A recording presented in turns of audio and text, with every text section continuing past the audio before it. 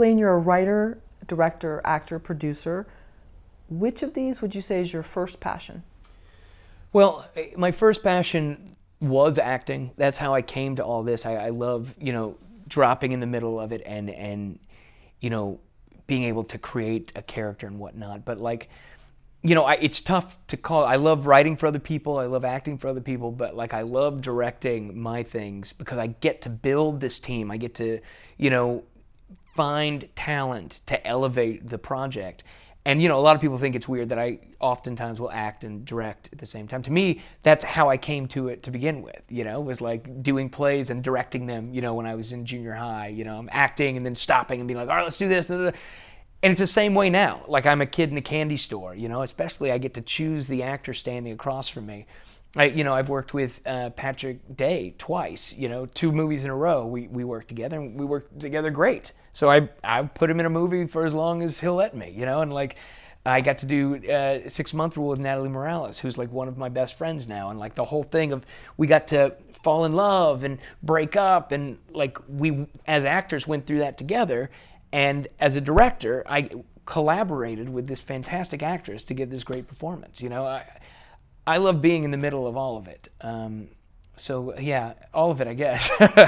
Well, I think too the criticism of an actor also making their own film isn't always warranted because sometimes that's the only way that they can keep working. And I think that's a lack of a lot of actors.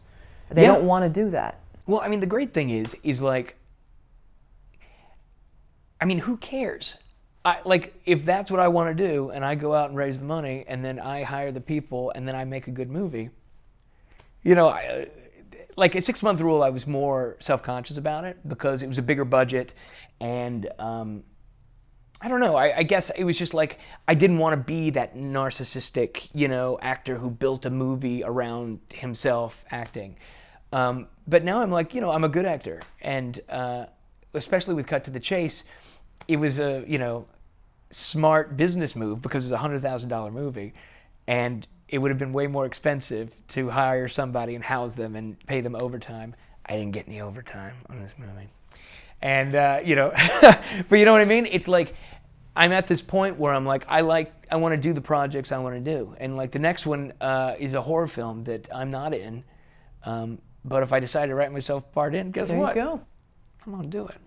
I love it though. It's this is, Mark Harmon, when I was doing Weather Girl, pulled me aside and he's this is it right here. This is the fun. This is the enjoyment. I know you're stressed out. I know you really want this to be good, but you need to enjoy this while you're doing it. And I try to remember that. It's very hard to remember that when you're stressed out and you have all this pressure on it. But I'm getting better at that of this is it. I'm going to make the movie I want to make. I'm not going to compromise because of some idea of what somebody over there might think.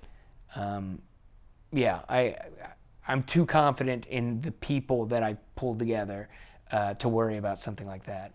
And it's like you said, the best thing about it is seeing these movies that me and my collaborators have made and being yep, that's what I did in 2008, that's what I did in 2011, and this is what I did in 2015.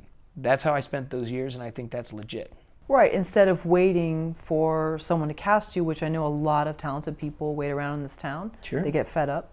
So you went out and did it. Now going back to that with Mark Harmon, what was going on at the time when he said that to you? It was, I believe it was day one on Weather Girl, and he was shooting the first day, and we had a sound stage. I'd never had a sound stage. My buddy Brandon, who was a producer on that film, and we bought the house together, and we did theater together when we were both 7 years old. He was on set, and I went over to him, and I was kind of giving Harmon a little tour of the sound stage, and I turned to Brandon, and I'm do you think anybody knows that I have no idea what I'm doing right now? And he's you're doing great. Just keep going. But it was stressy. It was a stressy day. We had this huge setup with the biggest actors of the movie, and I was a little stressed out. But he's a very kind man, and he kind of saw that I was more stressed than I was having a ball, and he was right. He was right. I try to remember that.